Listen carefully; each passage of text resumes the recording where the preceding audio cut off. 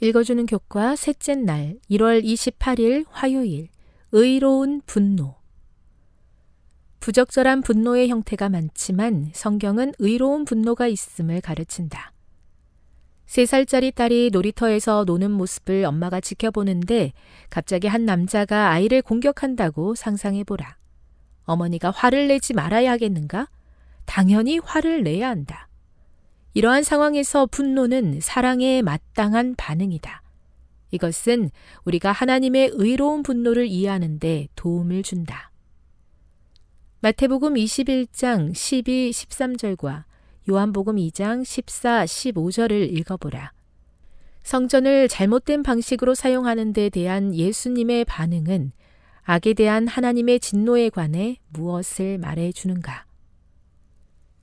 이 경우에 예수님은 하나님의 성전의 거룩함을 짓밟고 과부와 고아, 가난한 사람들을 편취하는 방편으로 삼아 강도의 소굴로 만든 사람들에 대한 합당한 분노인 거룩한 진노를 보이신다. 하나님의 은혜로운 용서와 죄인을 정결케 하심을 나타내야 할 성전과 예배가 오히려 가장 연약한 사람들을 속이고 착취하는 데 사용되었다. 이 가증한 일에 대해 예수께서 분노하지 않으셨어야 했는가? 마가복음 10장 13, 14절과 마가복음 3장 4, 5절은 예수님의 의로운 분노에 대한 예를 더 보여준다. 사람들이 어린 아이들을 예수께 데려왔을 때 제자들이 꾸짖자 예수님은 크게 못마땅해 하시며 말 그대로 분노하셨다. 예수님은 그들에게 어린아이들이 내게 오는 것을 용납하라고 말씀하셨다. 다른 곳에서는 바리새인들이 예수께서 안식일에 병을 고치신 것에 대해 안식일을 어겼다고 비난하려 하자 예수님은 안식일에 선을 행하는 것과 악을 행하는 것, 생명을 구하는 것과 죽이는 것, 어느 것이 옳으냐라고 물으셨다. 예수님은 그들의 마음이 완악함을 탄식하사 노하심으로 그들을 둘러보시고 그 사람을 고치셨다. 여기서 그리스도의 분노는 그들의 마음이 굳어진 것을 슬퍼하시기 때문이었다. 이는 구약에서 하나님의 분노가 사랑의 공의로운 진노인 것과 같은 사랑의 의분이다. 사랑이 악에 대해, 특히 그 악이 사랑의 대상을 해할 때 어떻게 분노가 일어나지 않을 수 있겠는가? 교훈입니다. 악이 사랑의 대상을 해칠 때 사랑이 악에 대해 노하지 않을 수 없는 것처럼 하나님은 사람의 완악함에 슬퍼하며 사랑으로서 죄에 대해 공의롭게 진노하신다. 묵상.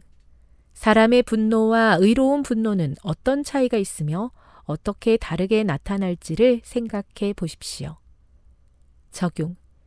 감정을 나타낼 때 자신의 동기를 다른 것으로 포장하기 쉽습니다.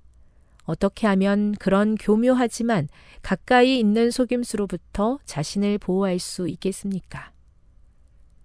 영감의 교훈입니다. 정당한 분노.